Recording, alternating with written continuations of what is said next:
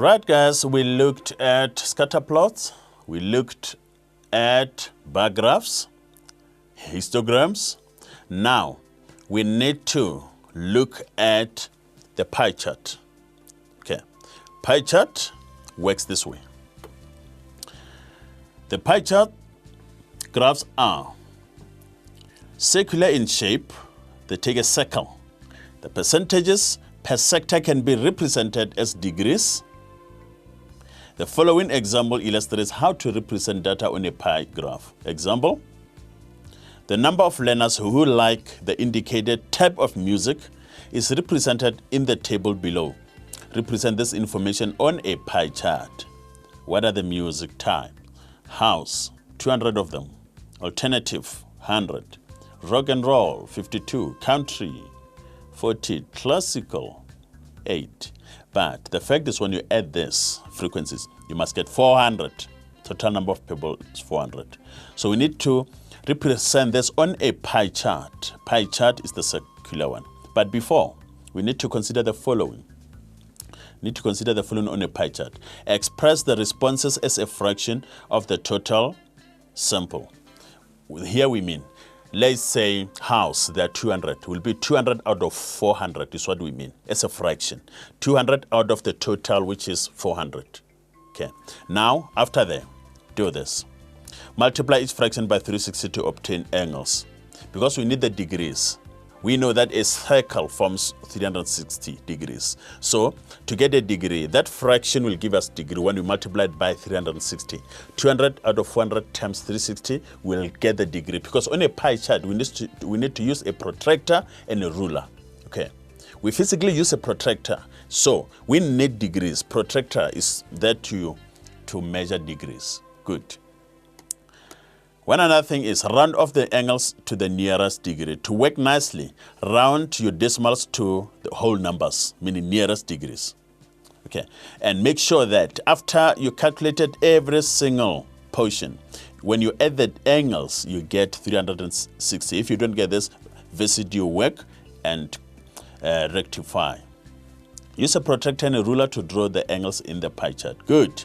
Now, here we go.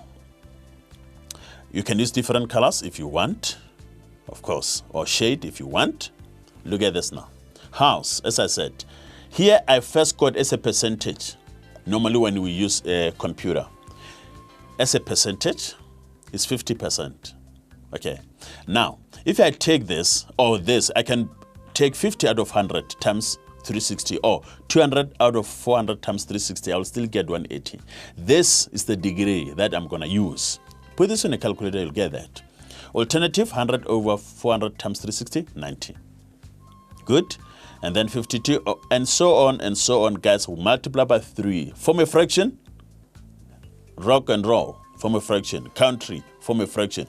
Each fraction is multiplied by 360 to come up with the degrees. I'm going to use this when I measure. Look at this, all those degrees. 180, 90, 47, 36, and 7.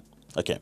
Now, when I add this, I must get 360. Otherwise, I'll have to look back here and check my work. Good. Here we go.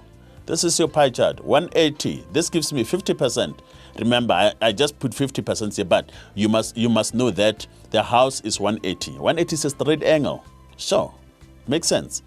And then alternative is 25%. 25% is like this angle, 90 here. It's 90 degrees here, if you look at it.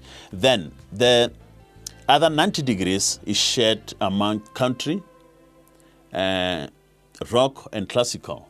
13% is this sector. The sector, guys, we mean this space here, this shaded space. This is a sector, that is a sector, that is a sector, bound by radii.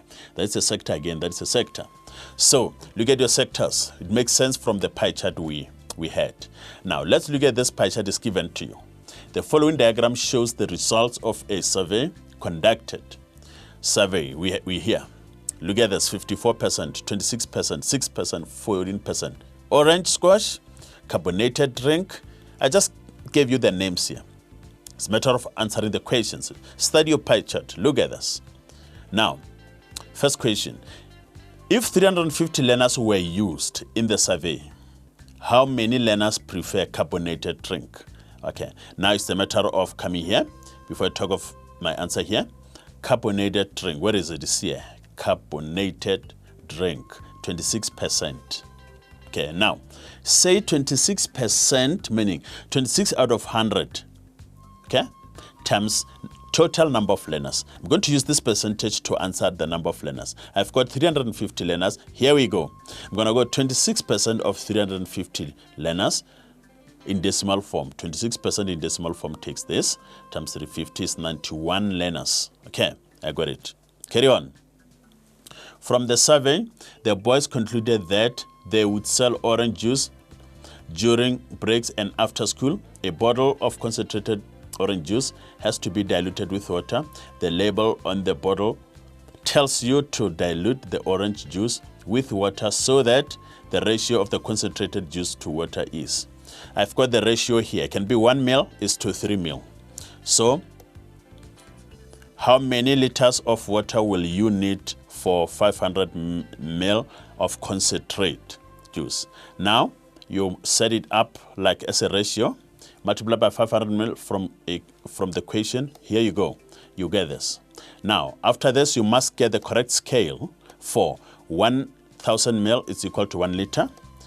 And then get a unit.